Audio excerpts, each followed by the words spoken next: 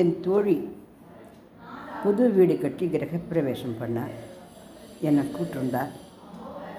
போய் நல்லா சாப்பிட்டு சந்தோஷமாக பேசிகிட்டு இருந்த பொழுது அவள் இந்த தீபாவளியை இந்த வீட்டில் தான் கொண்டாட போனேன், பிள்ளைக்கும் தலை தீபாவளி இது அப்படின்னு ரொம்ப சந்தோஷமாக சொல்லிட்டு இருந்தார். நானும் ரொம்ப சந்தோஷப்பட்டேன். என்ன நினச்சிருந்தாலும் திடீர்னு இந்த பிள்ளையோட ஜாதகத்தை எடுத்துன்னு வந்து என்கிட்ட கொடுத்து, பொண்டாட்டி குழந்தை உண்டாயிருக்கா, என்ன குழந்தை பிறப்புன்னு சொல்லுங்கள் அப்படின்னு கேட்டாள். அவளோட பிள்ளை ஜாதகத்தை நான் பார்த்தபோது ஒன்று தெரிய வந்தது. அது என்ன அப்படின்னா, இப்போ புதுசாக அவன் வீடு கட்டி கிரகப்பிரவேசம் பண்ணியிருக்கான் இல்லையா, அந்த வீட்டில் தீ விபத்து நடக்கும் அப்படிங்கிறதாக அந்த ஜாதக கட்டங்களை குறிப்பிட்டதை பார்த்து அதிர்ந்து போனேன். கடவுளே, வந்து நல்லா சாப்பிட்டுட்டு உன்னோட வீட்டில் தீ விபத்து வரும் அப்படின்னு இந்த ஜோசியத்தை அவளுக்கு சொல்ல வேண்டிய வருமே. அப்படி சொல்லாத போனாலும் பாவம் அவளுக்கோ அவள் பிள்ளைக்கோ அதான ஆபத்து வந்தால் அந்த குற்றமான என்னோட மனசை என்னை கொண்டு போட்டுமே. இது சொல்கிறதா சொல்ல வேண்டாமா, சொல்லாமல் இருக்க முடியாது. ஆனால் அவள் கேட்க வந்த சமாச்சாரமே அது இல்லை. என்ன குழந்தை பிறப்புன்னு தான் அவள் கேட்டுட்டு ஆசையாக என் மூஞ்சியை பார்த்துட்டுருக்கா. இப்படி ஒரு சமாச்சாரம் நம்ம கண்ணுக்கு தெரிஞ்சு போச்சு, கடவுளே அப்படின்னு ரொம்ப பதட்டப்பட்டேன். அப்புறம் நான் என்ன சொன்னேன், இந்த தீபாவளி இந்த வீட்டில் கொண்டாடலான்னு இருக்கியா சாந்தான்னு அப்படின்னு கேட்டேன். ஆமாம் கல்யாணி, இது சொந்த வீடு, பையன் கல்யாணம் ஆகிருக்கு, தலை தீபாவளி அப்படின்னு சந்தோஷமாக சொல்லிகிட்டே போனேன். இதை வந்து உன்னோட மாட்டு பொண்ணு வீட்டில் கொண்டாடின இந்த தீபாவளியை. அது எப்படி மாட்டு பொண்ணாத்தில் அப்படியே கொண்டாடுச்சு? அவள் கூப்பிட்ருக்கா, என்ன சம்மந்திம்மா கூப்பிட்ருக்கா, தலை தீபாவளின்னா எங்காத்துக்கு வாங்கோ, இங்கேயே இருக்கலாம், தங்கலாம் ஒரு வாரத்துக்கு இப்பெல்லாம் கூப்பிட்ருக்கா, இல்லைன்னு இல்லை. ஆனால் கூட நான் தான் என்ன பண்ணேன், புதுசாக வீடு கட்டிருக்கேன், அதனால் இங்கே கொண்டாடிக்கலாம், நீங்களாம் வாங்குவோம் அப்படின்னு அவளை கூப்பிட்டுருக்கேன் அப்படின்னு. இல்லை சாந்தா, நீ கிளம்பிடு, நீ போய் ஒரு 10 நாள் இங்கே இருந்துட்டு வா அப்படின்னு சொன்னேன். இன்னும் நீ கூட இப்படி சொல்கிற, நீ புதுசாக வீடு கட்டிருக்கேன், புதுசாக வீடு கட்டினது தான் சந்தோஷம்தான். ஆனால் இந்த வீட்டில் அந்த தீபாவளி வேண்டாமே, தயவு செஞ்சு அந்த சம்மந்தியாத்துக்கு போயிடு. அவள் இன்னும் தள்ளிபாடி கூப்பிட்ருக்கால, நீ நாளை மறுநாளே கிளம்பி போயிடு, தயவு செஞ்சு கிளம்பி போயிடு அப்படின்னு சொன்னேன். ஏன் கல்யாணி, ஏதாவது இந்த வீட்டில் ஏதாவது தப்பு இருக்கா, ஏதாவது கட்டினத்தில் ஏதாவது வாஸ்து ஏதாவது குறை, இல்லை ஏதாவது டெல்லி சூரியம், அதெல்லாம் எதுவும் இல்லை.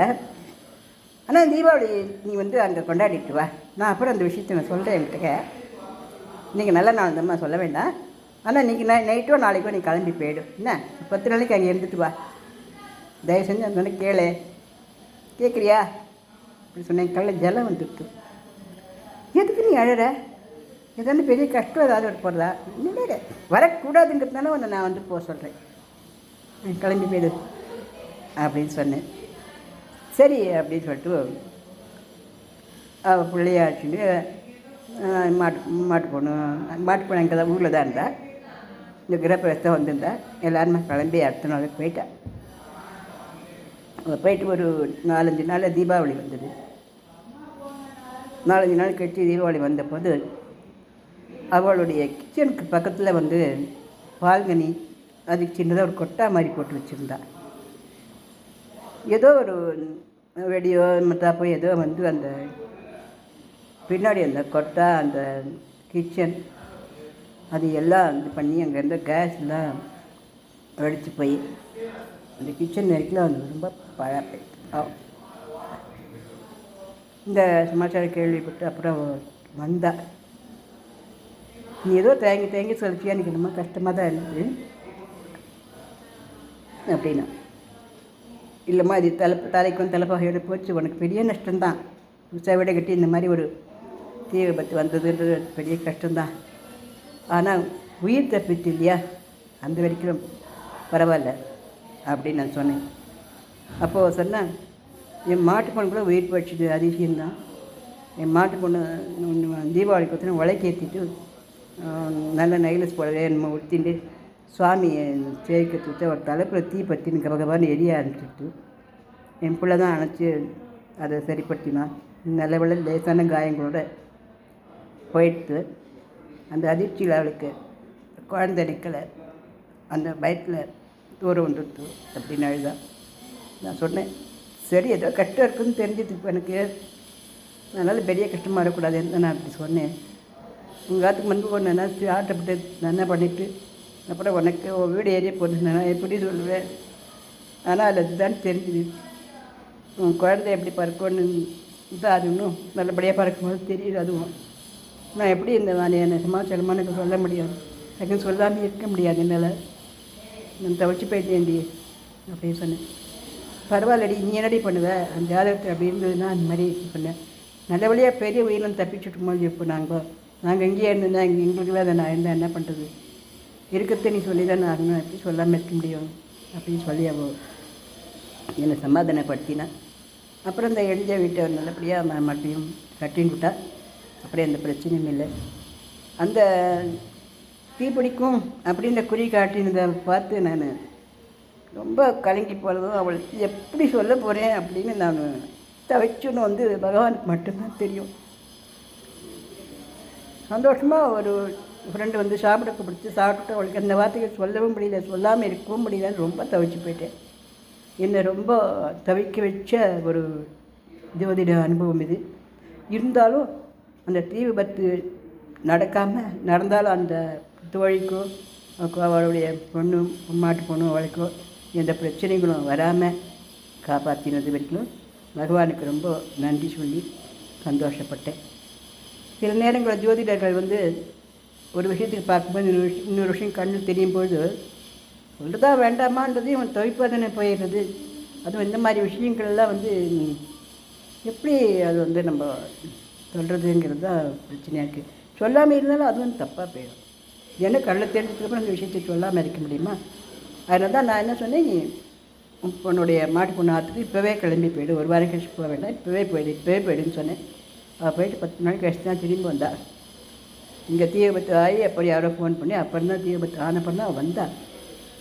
ஆனால் அதுக்கப்புறம் மறுபடியும் அதை நல்லா கட்டிட்டாள். திருப்பி தன்னோட மாட்டு பொண்ணு ஜாதகத்துக்கு காமிச்சா, இந்த வாட்டி நல்லபடி குழந்தை பறக்கும், 2 பிள்ளை குழந்தைகள் ஒன்று இருக்குது. அப்படியே அந்த குழந்தைக்கு அந்த பொண்ணு ஆர்டர் சொல்லி அனுப்பிச்சு அந்த குழந்தைகள்லாம் இப்போ நல்லா +2 படிக்கிறான், ஒன்று காலேஜுக்கு போகிறது, 2 பிள்ளை குழந்தை நல்லா இருக்கா, சௌக்கியமாக இருந்துட்டுருக்கா அந்த பொண்ணு, அந்த மாட்டு பொண்ணு. அவள் என்னாட்ட வயசானவுதான், அவளும் நல்லா சௌக்கியமாக தான் இருந்துட்டுருக்கா. அதுக்கு ரெடி பண்ணுவேன், அதில் அப்படி அப்படி தானே சொல்லணும் அப்படின்னு அவள் இது கூட நான் சொன்ன ஜோசியத்தினால ஒன்றும் வேதனையாக அவன் நினச்சிக்கல. பாவம், இது எனக்கு ஒரு நிம்மதியாக இருந்தது. எதுக்கு சொல்ல வரேன்னா, சில சமயம் ஜோதிடம் சொல்லும் பொழுது ஏன்டா சொல்கிறோன்ற மாதிரி அந்த அளவுக்கு எனக்கு மனசு கஷ்டப்பட்டு போகிறது. ஏன்னா அது தெரிய உண்மைகளை என்னால் சொல்லித்தான் ஆகணும், சொல்லாமல் இருக்க முடியாது, சொல்லவும் முடியாது. அந்த மாதிரியான ஒரு கஷ்டமான ஒரு குறிகளெல்லாம் பார்க்கும்பொழுது ரொம்ப கஷ்டமாக இருக்குது. இருந்தாலும் தீ விபத்துலேருந்து அந்த ஜோதிட குறிப்பு அவள் உயிர்களை காப்பாற்றிட்டு அப்படின்றத ரொம்ப சந்தோஷப்பட்டேன். இந்த பதிவை பிடிச்சிருந்ததுன்னா நீங்கள் லைக் பண்ணுங்க, ஷேர் பண்ணுங்க, சப்ஸ்கிரிப்ஷன் கொடுங்க, நிறைய நாள் பாருங்க. நன்றி, வணக்கம்.